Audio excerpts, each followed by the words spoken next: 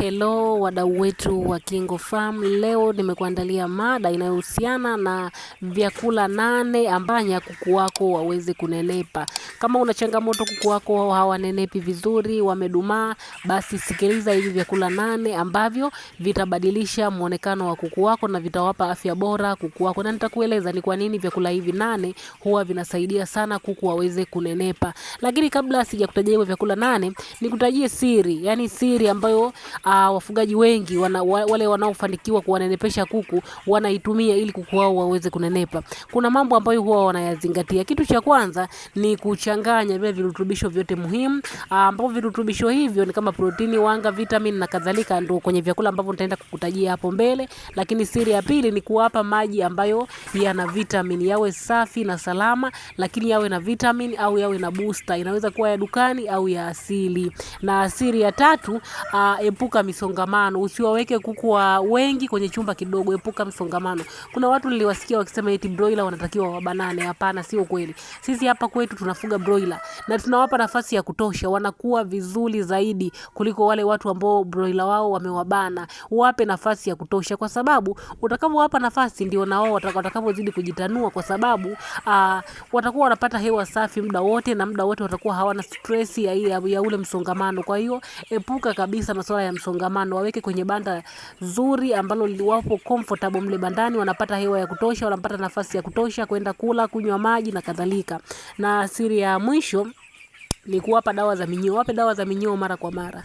Wakati mwingine kuku anaweza asinenepe vizuri kwa sababu ana minyoo. Na minyoo kupata kuku ni rahisi, kwa sababu bandani mnaweza kuwa na uchafu. Anaweza kula kinyesi chake, au anaweza kala maji ambayo yameharibika, labda maji yaliyoharibika yakamwagikia chini kwenye matandazo, yakakaa kwa muda mrefu, bakteria wakaingia, kuku wakapata minyoo. Kwa hiyo siri nyingine ni kuwapa dawa za minyoo mara kwa mara. Na hizi dawa za minyoo, jitahidi sana, nikushauri jitahidi sana kuwapa zile za asili.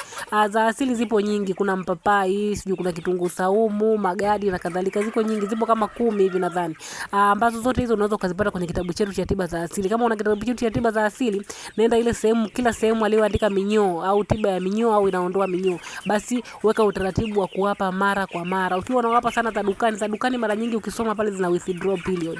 Unaweza ukaambiwa labda ukimpa leo hii dawa, basi ndani ya siku 3 hii kuku asiliwe, kwa sababu ya ile kemikali ikawa inafanya kazi kwa huo muda. Lakini ukiwapa hizi za asili, ni muda wowote ukitaka kumla utamla, na hazitatumia gharama yoyote ile. Kuna za dukani pia zina gharama, za asili hazina gharama kabisa. Kwa hiyo dawa za minyoo hakikisha unawapa mara kwa mara. Kama uzijui, nunua hiki kitabu chetu cha tiba za asili kinachouzwa 10,000 tu, ambacho ukilipia sisi tunakutumia WhatsApp, ni soft copy, na utakuwa unaweka utaratibu wa kuwapa hii tiba ya minyoo mara kwa mara. Na hiki kitabu hakina tiba ya minyoo tu, kina tiba ya magonjwa yote ya kuku, magonjwa yote ambayo unayajua wewe ya kuku, ambayo yana dawa ya dukani au ambayo hayana dawa za dukani. Basi kwenye hiki kitabu chetu unapata hizo tiba, na ni bei ndogo kabisa. Kama utataka kutengeneza dawa, kama utanunua vitu vingine, lakini vitu vingi utavipata bure kabisa.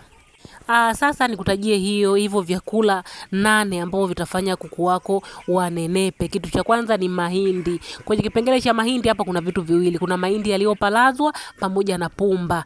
Kwenye mahindi yaliyobalazwa huwa tunachanganya na pumba. Kwa hiyo hakikisha kwenye chakula chako au kitu ambacho unawapa basi kinakuwa kina haya mahindi. Kupalazwa ni sawa na kukobolewa, ni kukatwa vipande vidogo vidogo. Hii huwa inawasaidia kuku wapate nguvu zaidi ya kuweza kusurvive. Kwa hiyo hakikisha kwenye chakula kuna mahindi yaliyobalazwa pamoja na pumba. Lakini kitu cha pili ni soya. Soya inasaidia sana kwenye kuongeza protini, na protini ndio mfumo mzima wa ukuaji wa kuku. Ili kuku wako wanenepe, anahitaji protini, na hii protini unaweza ukaipata kwenye soya. Hii soya unaweza ukaikoboa au ukaisaga. Ukaikoboa ni ukakata katika vipande vidogo vidogo, au ukaisaga ukapatikana ule unga wake. Lakini kitu cha tatu au chakula cha tatu ambacho kitakusaidia kuku wako waweze kunenepa ni dagaa. Kwenye dagaa tunafuata madini mbalimbali huwa yanapatikana kwenye ile mifupa ya dagaa, lakini vile vile kwenye dagaa tunapata kiwango kikubwa sana cha protini, ambayo hii protini ni muhimu sana kwa ukuaji wa kuku. Na kitu cha 4 au chakula cha 4 ambacho kinaweza kuwasaidia kuku wako waweze kunenepa ni mabaki ya nyumbani. Haya mabaki ya nyumbani hapa naomba tuwe makini kidogo. Haya mabaki ya nyumbani ambao utawapa kuku wako, hakikisha hayana chumvi nyingi au sukari nyingi au mafuta mengi. Mabaki ninayoyazungumzia ni kama yale, kwa mfano labda umetoka kukuna nazi yako ukaitumia yale mabaki ya nazi, au umepika chakula kimebaki lakini hakina chumvi nyingi wala sukari nyingi. Kwa mfano mabaki ya ugali. Mabaki ya ugali, labda mkate, lakini hakikisha hayo mabaki pia yasiwe yameharibika au yameoza. Ni mabaki ambayo yanakuwa salama kabisa. Labda umekula ugali, umebaki haujaharibika, unaweza kuwapa, au umekuna nazi, unawapa yale machicha yanayobaki, unawapa mabaki ya aina hiyo. Yasiwe na chumvi nyingi, yasiwe na sukari nyingi, wala mafuta mengi, na pia yasiwe yameharibika. Hii pia inasaidia kwa sababu pia kwenye yale mabaki kunakuwa kuna virutubisho vingi ambavyo vinaweza kupatikana. Lakini kitu cha tano au chakula cha tano ambacho kitasaidia kuku wako wanenepe ni alizeti. Kwenye alizeti, sio alizeti kama alizeti, hapana, huwa tunazungumzia yale mabaki au mashudu. Baada ya kukamua mafuta huwa yanapatikana mabaki. Kwa lugha nyingine wanaita mashudu. Unaweza kuwapa mashudu haya ya alizeti, yakawasaidia sana. Mashudu haya ya alizeti yanaongeza protini, lakini vile vile yanaongeza mafuta, ambapo ni muhimu sana kwenye ukuaji wa kuku. Ili kuku wanenepe, anahitaji proteini, lakini vile vile anahitaji mafuta. Na chakula kingine ambacho huwa kinasaidia kuku kunenepa ni viazi vitamu. Viazi vitamu ukiachana na hivi viazi vya chipsi, vile viazi ambavyo huwa vinakuwa ni vikubwa, hivi viazi huwa vinasaidia sana. Lakini viazi hivi usiwape vikiwa vibichi. Viazi hivi unatakiwa uvichemshe, viwe vimeiva, unaweza ukavichemsha ukawapa kuku. Na kama inakuwa ngumu, basi hata yale maganda yake ukiyapata yachemshe pia uwape kuku, kwa sababu yanaongeza energy nyingi sana. Yana virutubisho vingi, pia kuna madini huwa wanayapata.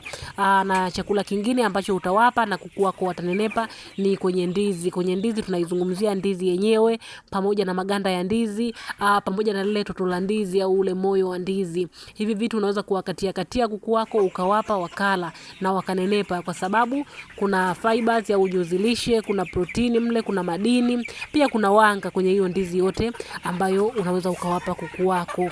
Lakini vile vile chakula cha mwisho ambacho unaweza kuwapa kuku wako na wakanenepa ni majani mabichi. Majani mabichi ninayozungumzia hapa ni kama majani ya mchicha, majani ya chainizi, kabichi na kadhalika, majani ya mpapai. Majani yoyote ambayo kuku anayadonoa ni majani mabichi na kuku anapenda kuyadonoa.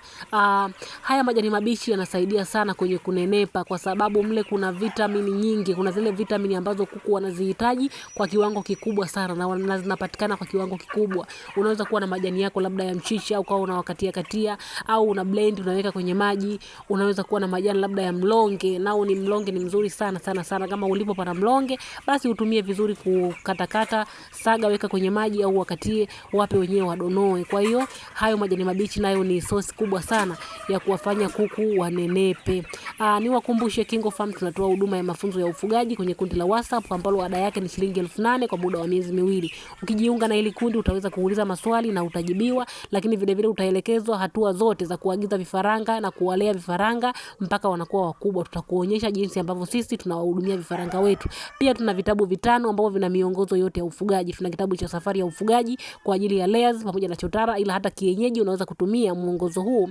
Lakini pia tuna ufugaji bora wa kuku wa kienyeji, tuna tiba za asili, tuna ufugaji wa broiler na mwongozo maalum wa ufugaji kwa kutumia tiba za asili. Huu mwongozo maalum unakupa ratiba nzima ya kuwahudumia kuku wako kwa kutumia tiba za asili na booster za asili na chanjo za asili kila siku. Ukipata hivi vitabu vitakusaidia sana. Chukua namba kwenye video na